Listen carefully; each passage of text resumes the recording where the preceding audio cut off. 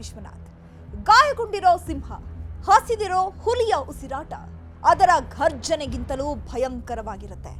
ಇಲ್ಲಿ ಆ ಎರಡು ಕುಟುಂಬದ ರಣಬೇಟೆಗಾರರು ಕೂಡ ಹಸಿದ ಹುಲಿಗಳಂತೆ ಬೇಟೆಯಾಡೋಕೆ ಕಾಯ್ತಾ ಇದ್ರು. ಸೇಡಿನ ಜ್ವಾಲೆ ತಣ್ಣಗಾಗೋ ಅಷ್ಟರಲ್ಲಿ ಅವನ ನೆತ್ತರು ಕುಡಿಬೇಕು ಅಂತ ಇವನು, ಇವನ ನೆತ್ತರು ಕುಡಿಬೇಕು ಅಂತ ಅವನು. ಸೇಡು, ದ್ವೇಷ, ಕೋಪವನ್ನ ಎರಡು ಪಡೆಗಳು ತನ್ನ ಮೈನಲ್ಲಿ ಹರಿತಾ ಇರುವ ನೆತ್ತರಲ್ಲಿ ಬೆರೆಸಿಕೊಂಡಿದ್ರು. ಇದಕ್ಕಾಗಿ ಆ ಪಡೆ ಏನೆಲ್ಲ ಪ್ಲಾನ್ ಮಾಡ್ತು ಗೊತ್ತಾ? ವಿರೋಧಿಗಳಿಗೆ ಆತ ಹೇಗೆ ಶಾಕ್ ಕೊಟ್ಟ ಅಂತೀರಾ? ಆ ಸೇಡಿನ ಸಂಚಿನ ಎರಡನೇ ಯುದ್ಧದಲ್ಲಿ ಮೊದಲು ಹೊಡೆದಿದ್ದು ಯಾರು ಗೊತ್ತಾ? ಆ ಎಲ್ಲ ಇಂಟ್ರೆಸ್ಟಿಂಗ್ ಸ್ಟೋರಿ ಇಲ್ಲಿದೆ ನೋಡಿ.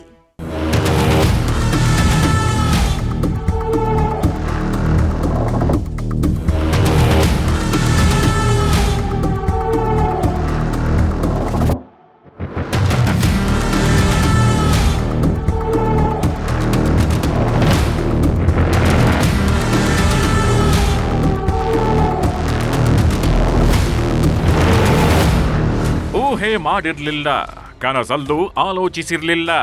ಇನ್ಫ್ಯಾಕ್ಟ್ ವಿಜಯಪುರದ ಉಮರಾಣಿಯ ಜನ ಸ್ವಲ್ಪವೂ ಆಲೋಚನೆ ಮಾಡಿರ್ಲಿಲ್ಲ. ಆ ಸಹೋದರರ ವಿರುದ್ಧ ಅದೊಬ್ಬ ಮುಗಿ ಬೀಳ್ತಾನೆ, ಆ ತ್ರಿಮೂರ್ತಿಗಳನ್ನ ಹಿಮ್ಮೆಟ್ಟಿಸ್ತಾನೆ. ಆ ಮೂವರು ಬೇಟೆಗಾರರಿಗೆ ಅದೊಬ್ಬ ರಣಬೇಟೆಗಾರನಾಗಿ ನಿಲ್ತಾನೆ, ಅವರ ಕೋಟೆಗೆ ನುಗ್ತಾನೆ ಅನ್ನೋದನ್ನ ಜನ ಆಲೋಚನೆ ಮಾಡಿರ್ಲಿಲ್ಲ. ಆ ಮೂವರು ಬೇಟೆಗಾರರು ಕೂಡ ಯೋಚಿಸಿರ್ಲಿಲ್ಲ. ವೈರಿ ಮನೆಯ ಅದೊಬ್ಬ ತಮ್ಮ ವಿರುದ್ಧ ಸಿಡಿದೇಳ್ತಾನೆ, ದೊಡ್ಡ ಪಡೆ ಕಟ್ಕೊಂಡು ಬರ್ತಾನೆ, ನಮ್ಮ ಮೇಲೆಯೇ ದಾಳಿ ಮಾಡ್ತಾನೆ ಅನ್ನೋದು. ಆದ್ರೆ ಆವತ್ತು ಆ ದಿನ ಬಂದೇ ಬಿಟ್ಟಿತ್ತು. ಬರೀ ಉಮರಾಣಿ ಮಾತ್ರವಲ್ಲ, ಸುತ್ತಮುತ್ತಲಿನ ಊರೇ ಬೆಚ್ಚಿ ಬೀಳುವಂತಹ ಘಟನೆ ನಡೆದೇ ಬಿಟ್ಟಿತ್ತು. ಅದೊಂದು ತೋಟದ ಮನೆಯಲ್ಲಿ ಮೂವರು ಸಹೋದರರ ಮೇಲೆ ಫೈರಿಂಗ್ ನಡೆದೇ ಬಿಟ್ಟಿತ್ತು.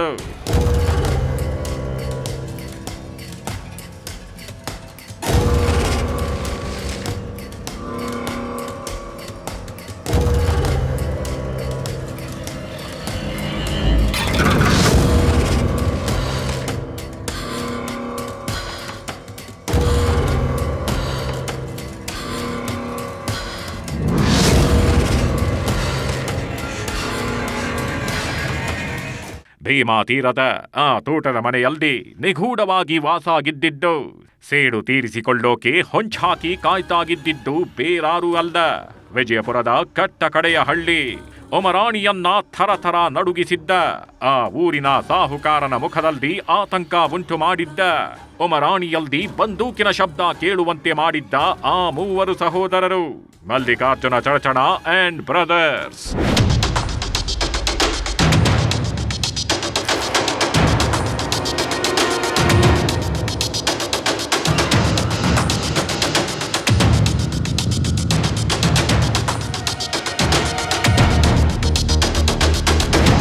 ಆ ಮಲ್ಲಿಕಾರ್ಜುನ ಚಡಚಣ ಬೇರಾರೂ ಅಲ್ಲ, ಈತನೇ. ವೈಟ್ ಶರ್ಟ್, ಕುತ್ತಿಗೆಯಲ್ಲೊಂದು ಶಾಲು, ಸೀರಿಯಸ್ ಆದ ಲುಕ್ ಕೊಡ್ತಿರೋ ಈ ವ್ಯಕ್ತಿಯೇ. ಚಡಚಣ ಕುಟುಂಬದ ಈ ಮಲ್ಲಿಕಾರ್ಜುನ ಇಡೀ ಭೀಮಾ ತೀರದವರಿಗೆ ಚಿರಪರಿಚಿತನಾಗಿದ್ದ ವ್ಯಕ್ತಿ. ಇಡೀ ಭೀಮಾ ತೀರದಲ್ಲಿ ಎಲ್ಲೇ ಹೋದ್ರು, ಯಾರನ್ನೇ ಕೇಳಿದ್ರು, ಮಲ್ಲಿಕಾರ್ಜುನ ಚಡಚಣ ಯಾರು, ಎಂತಹ ವ್ಯಕ್ತಿ ಅಂತ ಹೇಳ್ತಾರೆ. ಮಲ್ಲಿಕಾರ್ಜುನ ಚಡಚಣನ ಸಹೋದರರು ಎಂತಹ ರಣಬೇಟೆಗಾರರು, ಅವರ ತಂದೆ ಹೇಗೆ ಅಬ್ಬರಿಸಿದ್ರು ಅನ್ನೋದನ್ನು ಒಂದೇ ಮಾತಲ್ಲಿ ಹೇಳ್ತಾರೆ. ಇಂತಹ ಮಲ್ಲಿಕಾರ್ಜುನ ಚಡಚಣ ಹಾಗೂ ಸಹೋದರರೇ ಆ ತೋಟದ ಮನೆಯಲ್ಲಿ ಇದ್ದಿದ್ದು, ಈತನ ಮೇಲೆಯೇ ಅಲ್ಲಿ ದಾಳಿ ನಡೆದಿದ್ದು.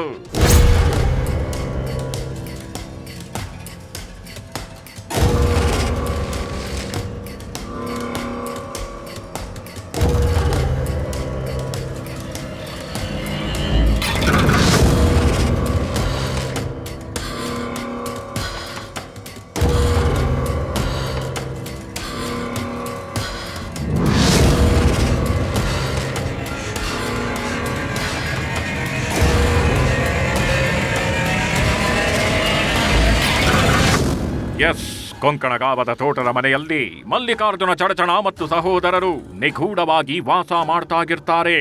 ಅಲ್ಲಿ ಗಿದ್ಕೊಂಡು ತನ್ನದೇ ಆದ ಪಡೆ ಕಟ್ಟಾಗಿರ್ತಾರೆ. ಅದಾಗಲೇ ಉಮರಾಣಿ ನಮ್ದು, ಇನ್ನು ಮೇಲೆ ಇಲ್ಲಿ ಏನೇ ನಡೆದ್ರೂ ನಮ್ಮ ಪರ್ಮಿಷನ್ ಇರಬೇಕು, ನಮ್ಮ ಅಪ್ಪಣೆ ಇರಬೇಕು ಅನ್ನೋ ಮೆಸೇಜ್ ಅನ್ನ ಮಲ್ಲಿಕಾರ್ಜುನ ಚಡಚಣ ಅಂಡ್ ಬ್ರದರ್ಸ್ ಕೊಟ್ಟಿರ್ತಾರೆ. ಇದು ಬೈರಗೊಂಡ ಕುಟುಂಬದ ಪುತ್ರಪ್ಪ ಸಾಹುಕಾರ್ನ ನಿದ್ದೆ ಹಾಳು ಮಾಡುತ್ತೆ. ಹೀಗಾಗಿ ಪುತ್ರಪ್ಪ ಸಾಹುಕಾರ್ ಬೈರಗೊಂಡ ಚಡಚಣ ಸಹೋದರರನ್ನ ಮುಗಿಸೋಕೆ ಸಜ್ಜಾಗ್ತಾನೆ. 30ಕ್ಕೂ ಹೆಚ್ಚು ಜನರಿರೋ ಪಡೆಯನ್ನೇ ಕಟ್ತಾನೆ. ಬಳಿಕ ಚಡಚಣ ಕುಟುಂಬದ 3 ಸಹೋದರರು ಎಲ್ಲಿದ್ದಾರೆ ಅನ್ನೋ ಮಾಹಿತಿ ಕಲೆ ಹಾಕ್ತಾನೆ. ನಂತರ ತನ್ನ ರಣಭಯಂಕರ ಪಡೆಯನ್ನ ಮಲ್ಲಿಕಾರ್ಜುನ ಚಡಚಣ ಮತ್ತು ಸಹೋದರರ ಮೇಲೆ ದಾಳಿ ಮಾಡಿಸ್ತಾನೆ. ಈ ವೇಳೆ ಮಲ್ಲಿಕಾರ್ಜುನ ಚಡಚಣ ಸಹೋದರರು ಅಲ್ಲಿಂದ ತಪ್ಪಿಸಿಕೊಂಡು ಓಡಿ ಹೋಗ್ತಾರೆ. ಈ ವೇಳೆ ತೋಟದ ಮನೆಯಲ್ಲಿ ವಾಸವಿದ್ದ ಅದೊಬ್ಬ ವೃದ್ಧನನ್ನ ಪುತ್ರಪ್ಪ ಸಾಹುಕಾರ್ ಬೈರಗೊಂಡನ ಕಡೆಯವರು ಕೊಲೆ ಮಾಡ್ತಾರೆ. ಇಲ್ಲಿಂದಲೇ ನೋಡಿ Mallikarjuna Chadachana and brothers versus Putrappa Sahukar Bairagonda ಸಮರ ನಡೆಯೋದು.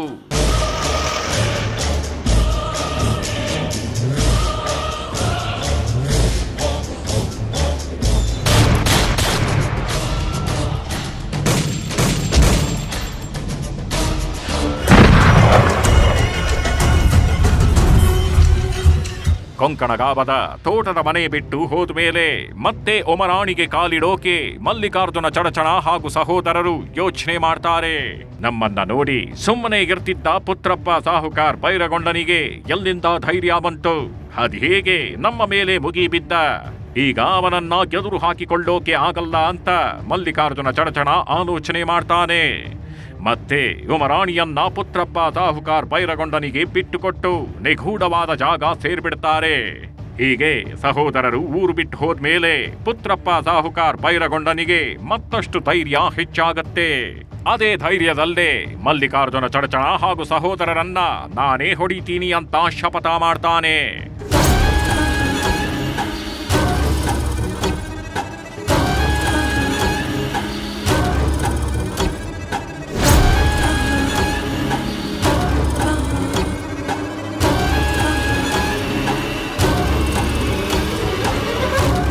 ಮತ್ತೊಂದು ಕಡೆ ಅವಮಾನಗೊಂಡು ಊರು ಬಿಟ್ಟು ಹೋಗಿದ್ದ ಮಲ್ಲಿಕಾರ್ಜುನ ಚಡಚಣ ಸುಮ್ಮನೆ ಕೂರಲ್ಲ. ಗಾಯಗೊಂಡಿರೋ ಹುಲಿಯಂತೆ ಹೊಂಚು ಹಾಕೋಕೆ ಶುರು ಮಾಡ್ತಾನೆ. ಸೇಡು ತೀರಿಸಿಕೊಳ್ಳಲೇಬೇಕು ಅಂತ ಉಮರಾಣಿಯ ಮಲ್ಲಿಕಾರ್ಜುನನ ಮೇಲೆ ಆಣೆ ಮಾಡೇ ಬಿಡ್ತಾನೆ. ಹಾಗಂತ ಮಲ್ಲಿಕಾರ್ಜುನ ಚಡಚಣ ಈ ಬಾರಿ ನೇರವಾಗಿ ಉಮರಾಣಿಗೆ ಬರೋದಿಲ್ಲ. ಮೊದಲು ಮಾಡಿದ ತಪ್ಪನ್ನ ಮತ್ತೆ ಮಾಡಲ್ಲ. ತಾನು ಏನನ್ನ ಕಳೆದುಕೊಂಡಿದ್ದೇನೆ, ತನಗೆ ಯಾವ ಶಕ್ತಿ ಬೇಕು, ಪುತ್ರಪ್ಪ ಸಾಹುಕಾರ್ ಬೈರಗೊಂಡನನ್ನ ಹೊಡೆಯೋಕೆ ಏನು ಮಾಡಬೇಕು ಅಂತ ಆಲೋಚನೆ ಮಾಡ್ತಾನೆ. ನಿಗೂಢವಾದ ಪ್ಲೇಸ್ನಲ್ಲಿ ಇದ್ದುಕೊಂಡು ತಲೆಗೆ ಕೆಲಸ ಕೊಡ್ತಾನೆ. ಈ ವೇಳೆ ಅವನ ತಲೆಗೆ ಒಂದು ಪ್ಲಾನ್ ಬರುತ್ತೆ.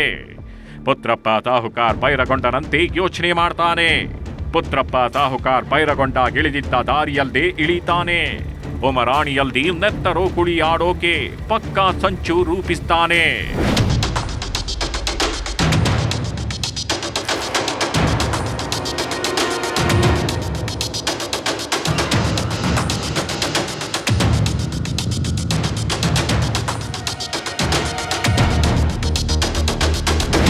ಎಸ್, ಪುತ್ರಪ್ಪ ಸಾಹುಕಾರ್ ಬೈರಗೊಂಡನಿಗೆ ಒಂದು ಆತಂಕ ಆಗಿತ್ತು.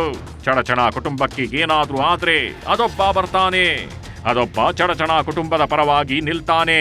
ಅದೊಬ್ಬ ಏನಾದ್ರೂ ಮಲ್ಲಿಕಾರ್ಜುನ ಚಡಚಣನ ಜೊತೆಯಲ್ಲಿ ನಿಂತ್ರೆ ಅವರಿಗೆ ಆನೆ ಬಲ ಸಿಕ್ಕಿಬಿಡತ್ತೆ. ಹಾಗೇನಾದ್ರೂ ಆದ್ರೆ ಮಲ್ಲಿಕಾರ್ಜುನ ಚಡಚಣ ಕುಟುಂಬವನ್ನ ಮುಟ್ಟೋಕೂ ಆಗಲ್ಲ ಅಂತ ಪುತ್ರಪ್ಪ ಸಾಹುಕಾರ್ ಆಲೋಚನೆ ಮಾಡ್ತಾನೆ. ಅದು ಕೂಡ ಆ ವ್ಯಕ್ತಿ ಬೈರಗೊಂಡ ಕುಟುಂಬದ ಬದ್ಧ ವೈರಿಯೂ ಆಗಿದ್ದ. ಈ ಹಿಂದೆ ಅದೆಷ್ಟೋ ದಾಳಿಗಳನ್ನ ನಡೆಸಿದ್ದ. ಹೀಗಾಗಿ ಪುತ್ರಪ್ಪ ಸಾಹುಕಾರ್ ಬೈರಗೊಂಡನಿಗೆ ಆತನೆಂದರೆ ಭಯ, ಆತಂಕ ಆಗಿತ್ತು.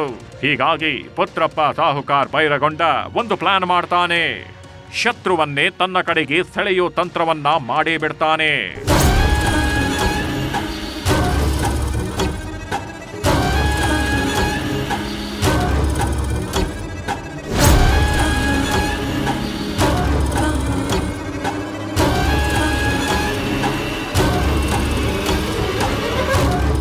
ಏನ್ ಗೊತ್ತಾ ಸ್ನೇಹಿತರೆ, ಮಲ್ಲಿಕಾರ್ಜುನ ಚಡಚಣ ಹಾಗೂ ಸಹೋದರರನ್ನ ಓಡಿಸಿದ ಮೇಲೂ ಪುತ್ರಪ್ಪನಿಗೆ ಟೆನ್ಷನ್ ಇರುತ್ತೆ. ಇವತ್ತಲ್ಲ ನಾಳೆ ಮಲ್ಲಿಕಾರ್ಜುನ ಚಡಚಣ ಉಮರಾಣಿಗೆ ಕಾಲಿಡ್ತಾನೆ. ಉಮರಾಣಿಯಲ್ಲಿ ನನ್ನ ಮೇಲೆ ಅಟ್ಯಾಕ್ ಮಾಡಿದ್ರೂ ಮಾಡಬಹುದು ಅನ್ನೋ ಆತಂಕ ಆಗಿರುತ್ತೆ. ಹೀಗಾಗಿ ಪುತ್ರಪ್ಪ ಸಾಹುಕಾರ್ ಬೈರಗೊಂಡ ತನ್ನ ಬಲವನ್ನ ಮತ್ತಷ್ಟು ಹೆಚ್ಚಿಸಿಕೊಳ್ಳೋಕೆ ಮುಂದಾಗ್ತಾನೆ. ಆಗ ಪುತ್ರಪ್ಪ ಸಾಹುಕಾರ್ ಬೈರಗೊಂಡ ಭೀಮಾ ತೀರದ ಅದೊಬ್ಬ ರಣಬೇಟೆಗಾರನ ಬೆಂಬಲ ಪಡೆಯೋಕೆ ಮುಂದಾಗ್ತಾನೆ. ಯಾಕೆಂದ್ರೆ ಆತನ ಬಳಿ ದೊಡ್ಡ ಪಡೆಯೇ ಇತ್ತು. ಆತನ ಬಳಿ ರಣಹದ್ದುಗಳಂತಹ ಜನರಿದ್ರು. ಆದ್ರೆ ಇದು ಸಾಧ್ಯವಾದ ಮಾತಲ್ಲ ಅಂತ ಎಲ್ಲರೂ ಅಂದ್ಕೊಂಡಿದ್ರು. ಯಾಕಂದ್ರೆ ಆ ರಣಬೇಟೆಗಾರ ಬೈರಗೊಂಡ ಕುಟುಂಬಕ್ಕೆ ಬದ್ಧ ವೈರಿಯೂ ಆಗಿದ್ದ. ಆ ಎಲ್ಲ ದ್ವೇಷವನ್ನ ಸೈಡಿಗಿಟ್ಟು ಈ ಪುತ್ರಪ್ಪ ಸಾಹುಕಾರ್ ಆತನ ಮನೆಗೆ ಹೋಗೇ ಬಿಡ್ತಾನೆ. ಆತನ ಪಕ್ಕದಲ್ಲಿ ಕೂರ್ತಾನೆ. ಇದನ್ನೆಲ್ಲ ನೋಡಿದ ಆ ರಣಬೇಟೆಗಾರನಿಗೆ ಅಚ್ಚರಿಯೂ ಆಗಿರುತ್ತೆ. ಪುತ್ರಪ್ಪ ನಮ್ಮ ವೈರಿ, ಹೀಗಿದ್ರು ಮನೆಗೆ ಯಾಕೆ ಬಂದ ಅಂತ ಪ್ರಶ್ನೆ ಕೇಳ್ತಾನೆ. ಈ ವೇಳೆ ನಿನ್ನ ಸಪೋರ್ಟ್ ಬೇಕು, ನನಗೆ ನಿನ್ನ ಬಲ ಬೇಕು ಅಂತ ಕೇಳ್ತಾನೆ. ನೀನು ಕೊಲೆ ಮಾಡಬೇಕಿಲ್ಲ, ನೀನು ಯಾರನ್ನು ಹೊಡಿಬೇಕಿಲ್ಲ, ಆದ್ರೆ ನೀನು ನನ್ನ ಜೊತೆ ಇರು ಸಾಕು ಅಂತ ರಣಬೇಟೆಗಾರನನ್ನ ಕೇಳ್ಕೊಳ್ತಾನೆ. ಈ ವೇಳೆ ಉಮರಾಣಿಯ ಸಾಹುಕಾರ ಮನೆ ತನಕ ಬಂದಿದ್ದಾನೆ. ಯಾವಾಗಾದ್ರೂ ಕೆಲಸಕ್ಕೆ ಬರ್ತಾನೆ ಅಂತ ಪುತ್ರಪ್ಪನಿಗೆ ಆತ ಮಾತು ಕೊಟ್ಟೇ ಬಿಡ್ತಾನೆ. ಆ ಒಂದು ಮಾತು ಪುತ್ರಪ್ಪನಿಗೆ ದೊಡ್ಡ ಆನೆ ಬಲ ಕೊಟ್ಟಂತಾಗಿತ್ತು. ಪುತ್ರಪ್ಪಗೇನೋ ದೊಡ್ಡ ಆನೆಯನ್ನ ತನ್ನ ಕಡೆ ಸೆಳೆದುಕೊಳ್ತಾನೆ. ಹಾಗಂತಾಗಿ ಮಲ್ಲಿಕಾರ್ಜುನ ಚಡಚಣ ಸುಮ್ಮನೆ ಕೂರೋದಿಲ್ಲ. ತನ್ನ ಸಹೋದರರನ್ನ ಕರ್ಕೊಂಡು ಉಮರಾಣಿಯನ್ನ ಬಿಟ್ಟು ಹೋಗ್ತಾನೆ. ಹೀಗೆ ಉಮರಾಣಿಯನ್ನ ಬಿಟ್ಟು ಬೈಕ್ನಲ್ಲಿ ಹೊರಟ ಮಲ್ಲಿಕಾರ್ಜುನ ಚಡಚಣ ಹೋಗಿದ್ದು ಝಲಕಿ ಕ್ರಾಸ್ಗೆ ಹೋಗ್ತಿದ್ದಂತೆ ಮಲ್ಲಿಕಾರ್ಜುನ ಚಡಚಣ ಅಂಡ್ ಬ್ರದರ್ಸ್ ನೇರವಾಗಿ ಬಸ್ ಸ್ಟಾಪ್ಗೆ ಹೋಗ್ತಾರೆ. ಯಾಕೆಂದ್ರೆ ಆ ಬಸ್ ಸ್ಟಾಪ್ ನಲ್ಲಿ ಅದೊಬ್ಬನನ್ನ ಮೀಟ್ ಮಾಡೋಕೆ ಮಲ್ಲಿಕಾರ್ಜುನ ಚಡಚಣ ಪ್ಲಾನ್ ಮಾಡಿದ್ದ.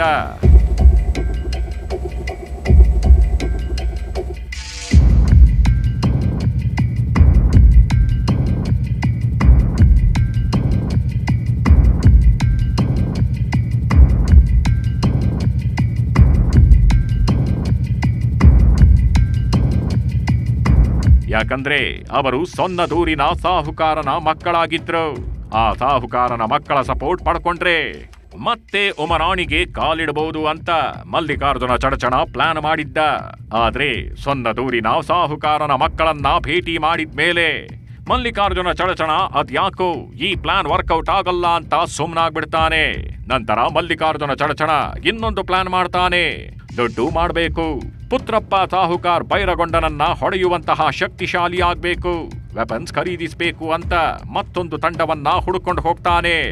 ಆಗ ಮಲ್ಲಿಕಾರ್ಜುನ ಚಡಚಣನಿಗೆ ಸಿಗೋದು ಸೊನ್ನದೂರಿನ ಸಾಹುಕಾರರ ವೈರಿಗಳು, ಅಂದರೆ ಅಫ್ಜಲ್ಪುರದ ಸ್ನೇಹಿತರು.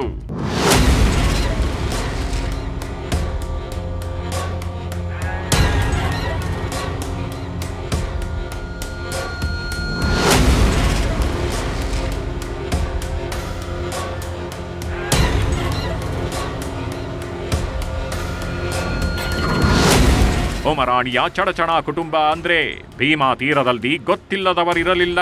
ಹೀಗಾಗಿ ಅಫ್ಜಲಪುರಕ್ಕೆ ಹೋದ ಮಲ್ಲಿಕಾರ್ಜುನ ಚಡಚಣ ಹಾಗೂ ಸಹೋದರರನ್ನ ಅಫ್ಜಲ್ಪುರದ ಸ್ನೇಹಿತರು ಗುರುತು ಹಿಡಿದಿದ್ರು. ಮಲ್ಲಿಕಾರ್ಜುನ ಚಡಚಣನ ಜೊತೆ ಸ್ನೇಹವನ್ನ ಬೆಳೆಸಿದ್ರು. ನಮ್ಮ ಕೆಲಸ ನೀವು ಮಾಡ್ಕೊಡಿ, ನಿಮ್ಮ ಕೆಲಸ ನಾವು ಮಾಡ್ಕೊಡ್ತೀವಿ ಅಂತ ಮಾತನಾಡ್ಕೊಂಡಿದ್ರು. ಹೀಗೆ ಮಾತನಾಡ್ಕೊಂಡಿದ್ದವರಲ್ಲಿ ಚಂದಪ್ಪ ಹರಿಜನ ಕೂಡ ಗಿದ್ದಂತೆ.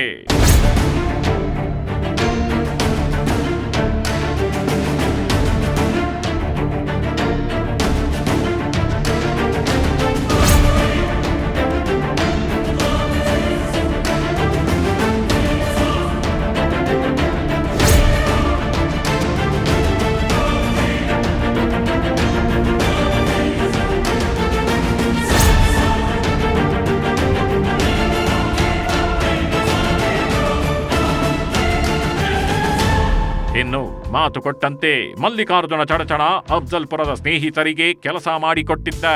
ಅವರ ಜೊತೆ ಗಿದ್ದುಕೊಂಡು ವೈರಿಗಳ ರುಂಡ ಚೆಂಡಾಡಿದ್ದ. ಚಂದಪ್ಪ ಹರಿಜನನಿಗೆ ಈ ಮಲ್ಲಿಕಾರ್ಜುನ ಚಡಚಣ ಸಹಾಯ ಮಾಡಿದ್ದ. ಚಂದಪ್ಪನ ಶತ್ರುಗಳ ಸಂಹಾರಕ್ಕೆ ಮಲ್ಲಿಕಾರ್ಜುನ ಸಹಾಯ ಮಾಡಿದ್ದಂತೆ.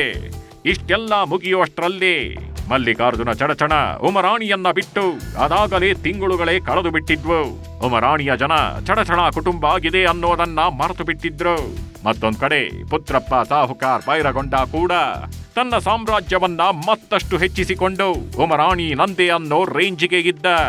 ಈ ನಡುವೆ ವಿಜಯಪುರ ಜಿಲ್ಲೆ ಇಂಡಿ ತಾಲೂಕಿನಲ್ಲಿ ಭೀಮಾ ನದಿಯ ದಂಡೆಯ ಮೇಲಿರೋ ಧೂಳಕೇಡ ಅನ್ನೋ ಗ್ರಾಮದಲ್ಲಿ ಒಂದು ಹೆಣ ಬೀಳುತ್ತೆ. ಆ ಹೆಣ ಬಿದ್ದ ಮೇಲೆ ಪುತ್ರಪ್ಪ ಸಾಹುಕಾರ್ ಬೈರಗೊಂಡ ನಡುಗಿ ಹೋಗ್ತಾನೆ. ಆತನಿಗೆ ಮತ್ತೆ ಹಳೆ ದಿನಗಳು ನೆನಪಾಗುತ್ತವೆ.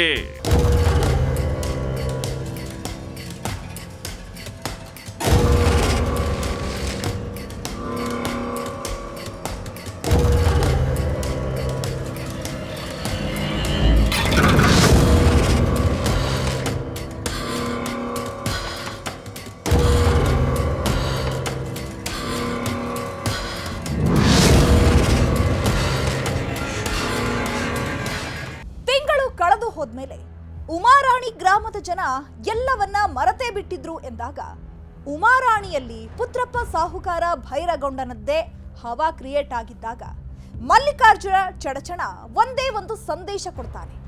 ಪುತ್ರಪ್ಪ ಸಾಹುಕಾರ ಭೈರಗೊಂಡನಿಗೆ ಬರ್ತಾ ಇದ್ದೀನಿ, ತಾಕತ್ತಿದ್ರೆ ಕಟ್ ಹಾಕು ಅನ್ನೋ ಮೆಸೇಜ್ ಕೊಡ್ತಾನೆ. ಅದು ಕೂಡ ಆ ಮೆಸೇಜ್ ಕೊಟ್ಟು ಒಂದು ಹೆಣ ಬೀಳಿಸಿ ಅದೊಬ್ಬನ ನೆತ್ತರು ಹರಿಸ್ದ. ಹಾಗಾದ್ರೆ ಮಲ್ಲಿಕಾರ್ಜುನ ಚಡಚಣ ಎಂಟ್ರಿ ಕೊಟ್ಟಿದ್ ಹೇಗೆ? ಎಂಟ್ರಿ ಕೊಡೋಕು ಮೊದಲು ಯಾರ ಹೆಣ ಬೀಳಿಸ್ದ ಗೊತ್ತಾ? ತೋರಿಸ್ತೀವಿ ನೋಡಿ.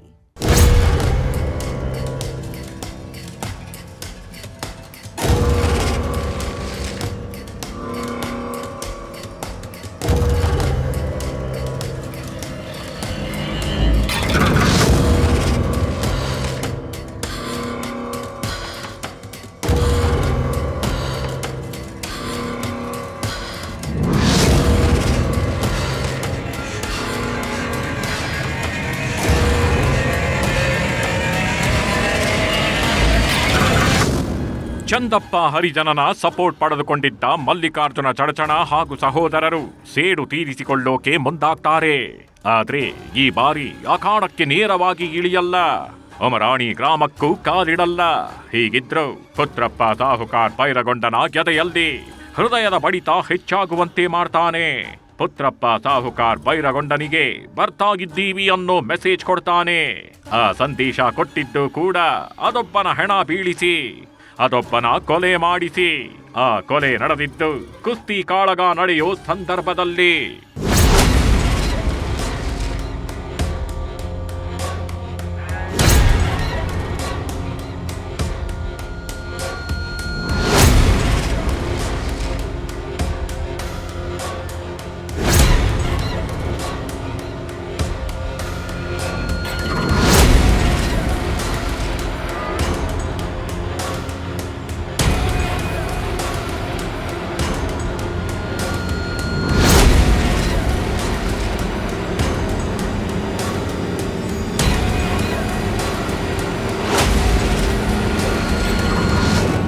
ಎಸ್, ಅದು ವಿಜಯಪುರ ಜಿಲ್ಲೆಯ ಗಿಂಡಿ ತಾಲೂಕಿನಲ್ಲಿ ಭೀಮಾ ನದಿಯ ಸಮೀಪವಿರೋ ಊರು. ಆ ಊರಿನ ಹೆಸರು ಧೂಳಖೇಡ. ಆವತ್ತು ಆ ಗ್ರಾಮದಲ್ಲಿ ಜಾತ್ರೆ ನಡೀತಾಗಿತ್ತು. 7 ಊರಿನ ಜನ ಅಲ್ಲಿ ಸೇರ್ಬಿಟ್ಟಿದ್ರು. ಆ ಜಾತ್ರೆಯಲ್ಲಿ ಮತ್ತೊಂದು ವಿಶೇಷ ಏನಪ್ಪಾ ಅಂದ್ರೆ ಕುಸ್ತಿ ಆಡೋದು, ಕುಸ್ತಿ ಆಡಿ ಗೆಲ್ಲೋದು, ಕುಸ್ತಿ ಆಡಿ ಗೆದ್ದು ಹೆಸರು ಮಾಡೋದು. ಒಂದ್ ಕಡೆ ಸಂಭ್ರಮ, ಇನ್ನೊಂದು ಕಡೆ ಜನರ ಅಬ್ಬರ ನಡೀತಿರೋವಾಗ್ಲೇ ಅಲ್ಲೊಂದು ಹೆಣ ಬೀಳುತ್ತೆ. ಕುಸ್ತಿ ಪೈಲ್ವಾನ್ರು ಒಂದ್ ಕಡೆ ಕುಸ್ತಿ ಆಡ್ತಿರೋವಾಗ್ಲೇ ನೆತ್ತರು ಹರಿಯತ್ತೆ. ಅದೇ ನೆತ್ತರು ಪುತ್ರಪ್ಪ ಸಾಹುಕಾರ್ ಭೈರಗೊಂಡನಿಗೆ ಭಯ ತರಿಸತ್ತೆ. ಆ ಹೆಣ ಬಿದ್ದ ಮೇಲೇನೆ ಪುತ್ರಪ್ಪ ಸಾಹುಕಾರ್ ಭೈರಗೊಂಡ ನಡುಗಿ ಹೋಗ್ತಾನೆ. ಮಲ್ಲಿಕಾರ್ಜುನ ಚಡಚಣ ಅಂಡ್ ಬ್ರದರ್ಸ್ ಬರ್ತಾಗಿದ್ದಾರೆ. ತನ್ನ ಕುಟುಂಬದ ಮೇಲೆ ಸವಾರಿ ಮಾಡೋಕೆ ದಂಡು ಕಟ್ಕೊಂಡು ನಗ್ತಾಗಿದ್ದಾರೆ ಅನ್ನೋದನ್ನ ತಿಳಿದುಕೊಳ್ತಾನೆ. ಮತ್ತೆ ಹಳೆ ದಿನಗಳು ನೆನಪಾಗತ್ವೆ.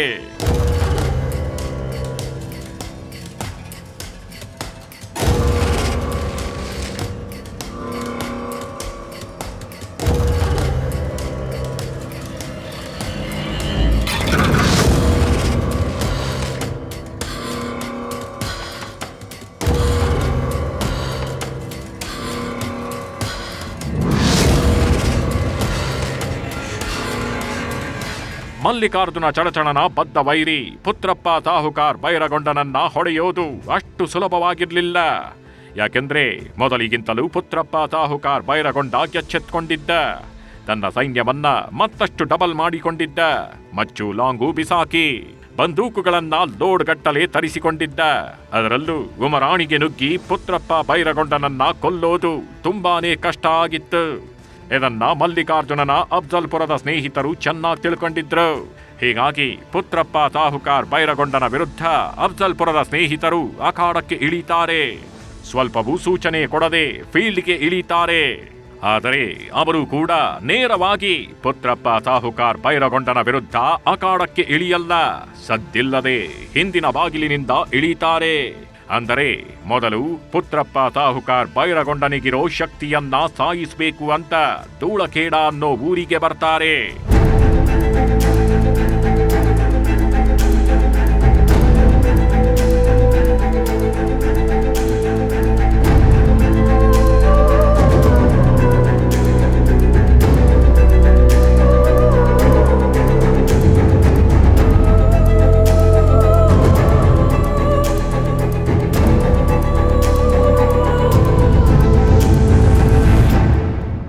ಧೂಳಖೇಡ ಅನ್ನೋ ಗ್ರಾಮದಲ್ಲಿ ದೊಡ್ಡ ಜಾತ್ರೆ ನಡೀತಾಗಿರುತ್ತೆ.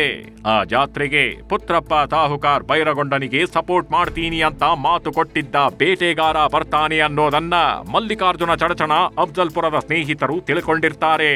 ಯಾಕೆಂದ್ರೆ ಆ ಜಾತ್ರೆಯಲ್ಲಿ ಎಲ್ಲರ ಗಮನ ಸೆಳೆಯೋದು ಪೈಲ್ವಾನ್ಗಳ ಕುಸ್ತಿ ಕಾಳಗ. ಆ ಕುಸ್ತಿ ಕಾಳಗದಲ್ಲಿ ತಮ್ಮ ಹುಡುಗರನ್ನ ಗಿಳಿಸಿ ಗೆಲ್ಲಬೇಕು ಅಂತ ಆ ಬೇಟೆಗಾರ ಮಿಸ್ ಮಾಡದೆ ಪ್ರತಿ ವರ್ಷನೂ ಬರ್ತಿದ್ದ. ಹೀಗಾಗಿ ಈ ಬಾರಿಯೂ ಬರ್ತಾನೆ ಅಂತ ಮಲ್ಲಿಕಾರ್ಜುನ ಚಡಚಣನ ಸ್ನೇಹಿತರು ಆ ಜಾತ್ರೆಗೆ ಬರ್ತಾರೆ. ಕುಸ್ತಿ ನಡೀತಿದ್ದ ಸ್ಥಳವನ್ನ ದೂರದಿಂದಲೇ ನೋಡ್ತಾರೆ. ಈ ವೇಳೆ ತಾವು ಟಾರ್ಗೆಟ್ ಮಾಡಿದ್ದ ಬೇಟೆಗಾರ ಕಾಣಿಸ್ಕೊಳ್ತಾನೆ. ಈ ವೇಳೆಗೆ ನೋಡಿ ಮಲ್ಲಿಕಾರ್ಜುನ ಚಡಚಣನ ಸ್ನೇಹಿತರು ಒಂದು ಪ್ಲಾನ್ ಮಾಡೋದು.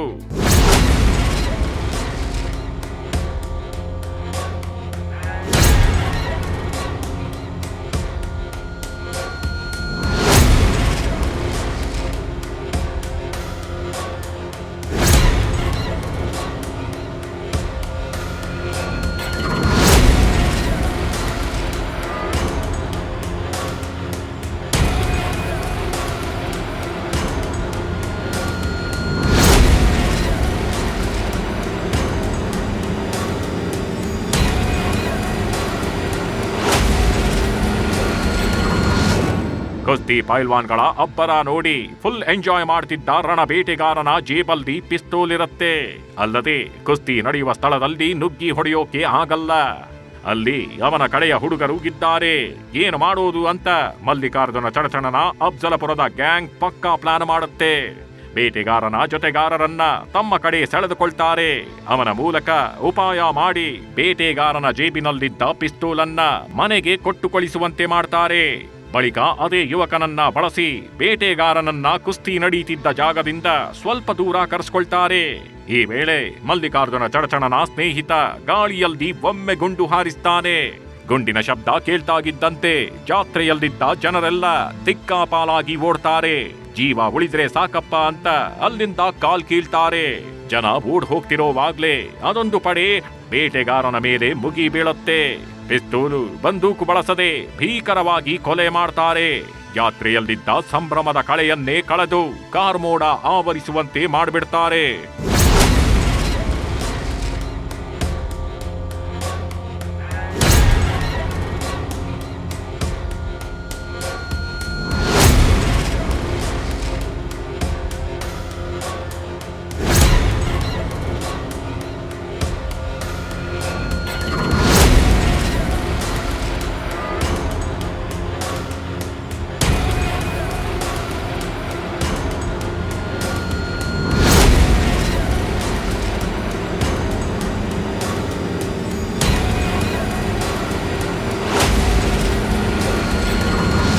ಪ್ರಿಯ ವೀಕ್ಷಕರೇ, ಜಾತ್ರೆಯಲ್ಲಿ ಕೊಲೆಯಾಗಿ ಹೋಗಿದ್ದು ಬೇರಾರೂ ಅಲ್ಲ, ಪುತ್ರಪ್ಪ ಸಾಹುಕಾರ್ ಬೈರಗೊಂಡನಿಗೆ ಸಪೋರ್ಟ್ ಮಾಡಿದ್ದ ಅದೊಬ್ಬ ಬೇಟೆಗಾರ.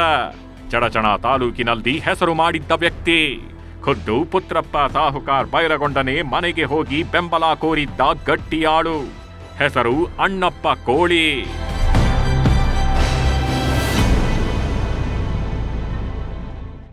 ಯಾರ ಬಲದಿಂದ ಪುತ್ರಪ್ಪ ಸಾಹುಕಾರ ಭೈರಗೊಂಡ ಮೆರೆಯೋಕೆ ಶುರು ಮಾಡಿದ್ನೋ ಅದೇ ಬಲವನ್ನ ಮಲ್ಲಿಕಾರ್ಜುನ ಚಡಚಣನ ಸ್ನೇಹಿತರು ಮೊದಲು ಹೊಡೆದು ಹಾಕ್ತಾರೆ. ನಂತರ ಮಲ್ಲಿಕಾರ್ಜುನ ಚಡಚಣ ದೊಡ್ಡ ಪಡೆ ಕಟ್ಕೊಂಡು ಪುತ್ರಪ್ಪ ಸಾಹುಕಾರ ಭೈರಗೊಂಡನ ಮೇಲೆ ಮುಗಿ ಬೀಳೋಕೆ ಮುಂದಾಗ್ತಾನೆ. ಅದೊಂದು ಮನೆಯಲ್ಲಿ ಕೂತು ಸಂಚು ರೂಪಿಸ್ತಾ ಇರ್ತಾನೆ.